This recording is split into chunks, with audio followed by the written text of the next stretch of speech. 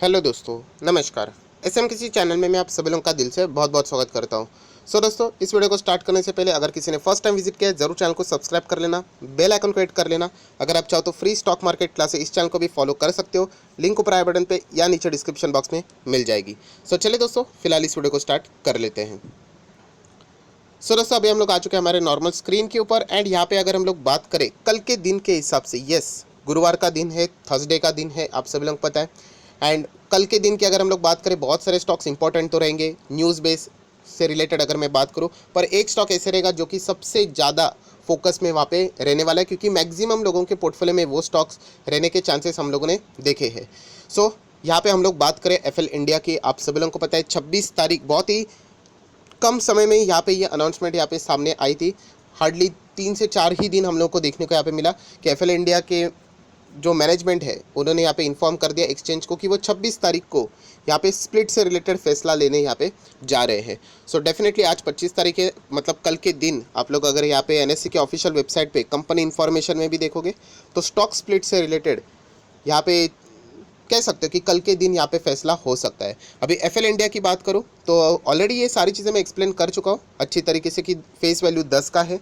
Probably 1 के बदले 5 share या फिर 1 के बदले 10 शेयर हम लोग ऐसा बोल सकते हैं, वो भी पक्का नहीं बोल सकते। पहले तो उन्होंने स्प्लिट के लिए ही मंजूरी देनी चाहिए, अगर वही उन्होंने मना कर दिया तो ये तो कोई रिलेवेंसी नहीं बोलने का, राइट। तो कल के दिन अगर हम लोग बात करें एफएल इंडिया ज़रूर सबके रडार के ऊपर यहाँ पे रहने वाला है। खास करके अगर हम लोग बात करें एफएल इंडिया में एक बाउंस आने के लिए, एक ज़बरदस्त बाउंस आने के लिए, अगर कल के स्प्लिट से रिलेटेड जो न्यूज़ रहेगी वो पॉजिटिव होनी चाहिए, यस। क्योंकि ऑलरेडी अगर हम लोग देखें स्टॉक खराब नहीं है। 1 साल की भी अगर हम लोग बात करें तो जिन्होंने 1 साल में भी यहाँ पे निवेश किया हुआ है वो भी हम लोग को यहाँ पे प्रॉफिट में यहाँ पे देखने को मिल रहे हैं, बट कितने, वो भी 36% के आसपास। हाँ, पर हम लोग ये कह सकते हैं कि उनका प्रॉफिट बहुत ही शानदार था। अगर मैं एग्जैक्टली देखूँ तो 100% के आसपास का प्रॉफिट था। बाद में भी यहाँ पे हम लोग को गजब की प्रॉफिट बुकिंग भी देखने को यहाँ पे मिल चुके हैं, अलग अलग रीज़न भी हम लोगों ने यहाँ पे देख लिए हैं। यहाँ पे इतनी कमाल की यहाँ पे गिरावट के बाद, मतलब 30% से ज़्यादा की गिरावट के बाद डेफिनेटली हम लोग यहाँ पे कह सकते हैं कि कल का दिन भी ये जो एफएल इंडिया ने ये जो कॉर्पोरेट इवेंट, कॉर्पोरेट एक्शन की अगर हम लोग यहाँ पे बात करें जो यहाँ पे कल रखा हुआ है, तो ये बहुत ही एक इम्पॉर्टेंट रोल प्ले करने वाला है। आर या पार जैसी चीज़ भी हो सकती है, क्योंकि ऑलरेडी इसमें हम लोग को अच्छा खासा प्रेशर देखने को यहाँ पे मिल चुका है। कल अगर जाके यहाँ पे स्प्लिट के लिए अगर वो मंजूरी नहीं मिलती है डेफिनेटली यहाँ पे हम लोग को और भी गहरी गिरावट देखने को यहाँ पे मिल सकती है। बट अगर यहाँ पे स्प्लिट के लिए मंजूरी मिल जाती है, जिसके चांसेस थोड़े ज़्यादा रहेंगे, क्योंकि कंपनी ऑब्वियसली सोच समझ कर ही ये चीज़ें यहाँ पे करती है मैनेजमेंट की अगर हम लोग बात करें। डेफिनेटली हम कह सकते हैं एक अच्छा खासा जंप यहाँ पे आ सकता है। इनफैक्ट हम लोग कह सकते हैं सर्किट भी यहाँ पे लगते हुए हम लोग को देखने को मिल सकते हैं, क्योंकि ऑलरेडी स्टॉक अगर देखा जाए तो 30% से ज़्यादा अपने ऑल टाइम हाई से हम लोग को करेक्ट होते हुए देखने को यहाँ पे मिल चुका है। ये तो सारी मतलब इफ़ बट की वाली बातें हैं एंड किसी के भी हाथ में ये इसका कंट्रोल नहीं है। अगर हमारे हाथ में कंट्रोल होता तो ऑब्वियसली हम लोग स्प्लिट क्या बोनस भी यहाँ पे अनाउंस कर देंगे। कल देख लेते हैं कि यहाँ पे एफएल इंडिया से रिलेटेड क्या यहाँ पे पॉजिटिव खबर आती है भी या नहीं। आनी चाहिए, क्योंकि एक अच्छा खासा बाउंस के लिए एफएल इंडिया के शेयर होल्डर्स को भी हम कह सकते हैं, जो बड़े ग्रुप्स रहते हैं उनको भी एक अच्छा खासा रीज़न मिल जाएगा यहाँ पे बाय करने के लिए। यहाँ पे अच्छी खासी तेज़ी भी हम लोग को आते हुए देखने को भी यहाँ पे मिल जाएगी। अब ये डिपेंड करता है कल कौन से लेवल का फैसला यहाँ पे आता है, एंड अगर स्प्लिट के लिए वो मंजूरी भी देते हैं तो कौन से किस टाइप का स्प्लिट यहाँ पे आता है वो भी देखना बहुत ही ज़्यादा इंटरेस्टिंग यहाँ पे रहने वाला है। बाकी सारी चीज़ें अगर हम लोग कहें तो एफएल इंडिया ऑलरेडी आप लोगों को मैं बता चुका हूँ, एक कमाल की कंपनी, एक अलग लेवल का ही बिजनेस मॉडल हम लोग को यहाँ पे देखने को मिल जाता है इनका।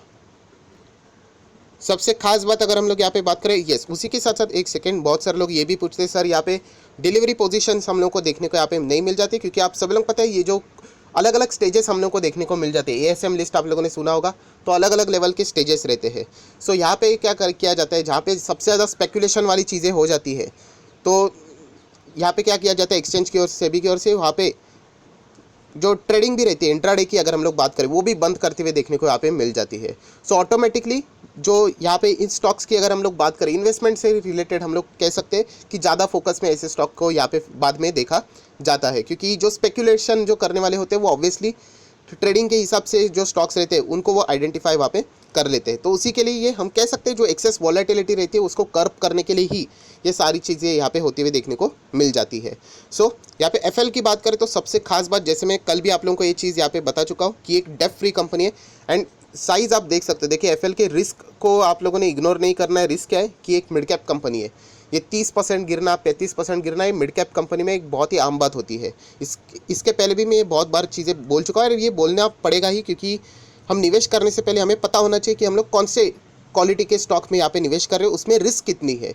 अभी रिटर्न्स अगर इतने फास्ट रहेंगे, इतने फास्ट मतलब आप लोग देख सकते हो यहाँ पे ये चीज़ कितने हैं, लगभग 374% के रिटर्न। अभी रिटर्न्स अगर इतने फास्ट रहेंगे तो ऑब्वियसली जो प्रॉफिट बुकिंग भी रहेगी वो भी उतनी ही कमाल की हम लोग को देखने को यहाँ पे मिल सकता है। वही चीज़ अभी भी हम लोग को देखने को मिल रही है, चाहे फिर वो एफएल हो, चाहे वो इंडिया मार्ट हो, चाहे वो कोई और भी मिड कैप क्वालिटी की स्टॉक की अगर हम लोग बात करें, राइट, हम लोग को इसी टाइप के परफॉर्मेंस देखने को यहाँ पे मिल जाते हैं। एंड अगर कोई नेगेटिव न्यूज़ आ भी गई, नेगेटिव कोई भी, तो डेफिनेटली बाजार को और भी एक गजब का मौका मिल जाता है।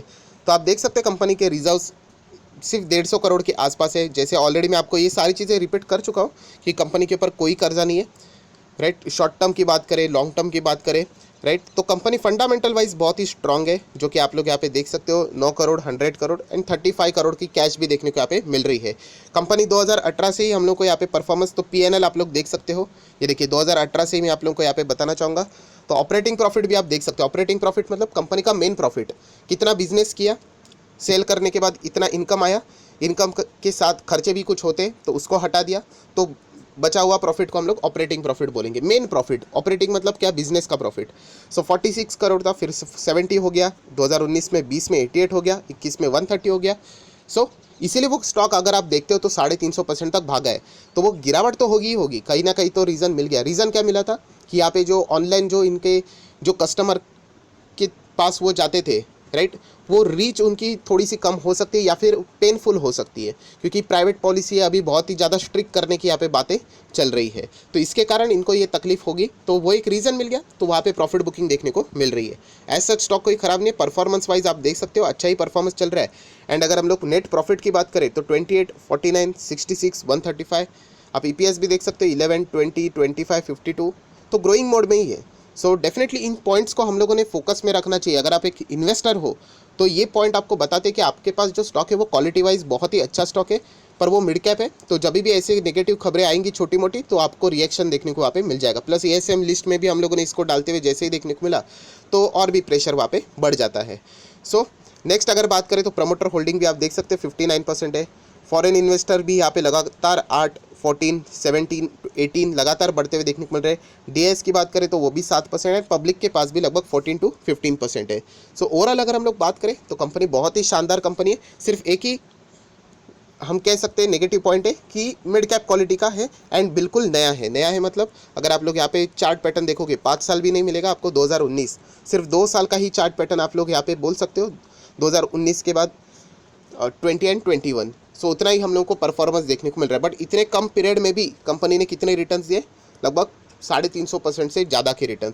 सो प्रॉफिट बुकिंग होना ये तो आम बात है, वही अभी हम लोग को देखने को यहाँ पे मिल रही है। सो दोस्तों कल के दिन के हिसाब से अगर बात करूँ तो एफएल इंडिया बहुत ही ज़्यादा क्रूशल लेवल पे हम लोग को देखने को मिल रहा है, क्योंकि इतनी गिरावट के बाद अगर आप लोग यहाँ पे देखोगे 6 महीने का मैं चार्ट पैटर्न अगर ओपन कर दूँ तो आप लोग देख सकते हैं 6 महीने से लगातार गिर रहा है। यहाँ पे लगभग 6000 को भी इसने टच किया था, अभी चल रहा है 4000 पे।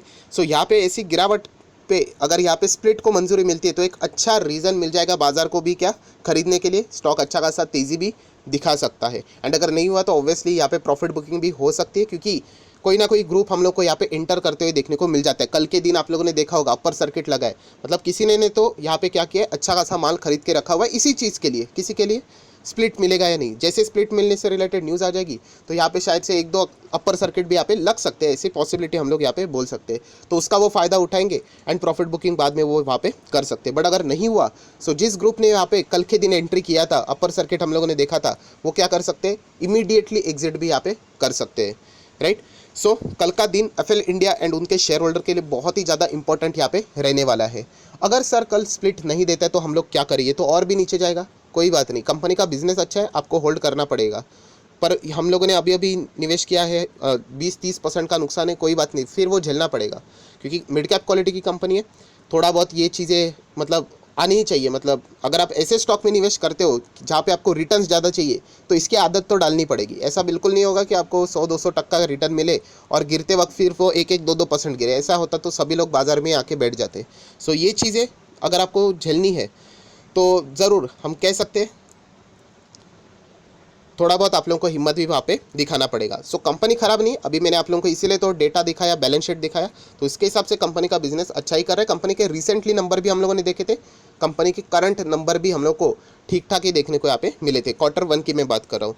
सो कल का दिन अभी हम लोग कह सकते हैं बहुत ही ज़्यादा इंपॉर्टेंट है। होप रखेंगे कि कल यहाँ पे स्प्लिट से रिलेटेड मंजूरी आ जाए एंड एटलीस्ट 1 के बदले 5 वाला तो स्प्लिट अगर यहाँ पे आ जाता है, मतलब 2 का फेस वैल्यू अगर हो जाता है तो अच्छी बात है। अगर 10 कर दिया तो 10 का 1 कर दिया तो और भी बढ़िया बात है, हम लोग ऐसा कह सकते हैं, क्योंकि ये शेयर फिर बाद में 400-500 रुपये के रेंज में देखने को मिल जाएगा, तो वॉल्यूम और भी फ्यूचर में हम लोग को बढ़ते हुए देखने को मिल सकते हैं। सो देख लेते हैं कि कल पहले स्प्लिट मिलता है भी या नहीं। अगर मिल गया तो अच्छी बात है।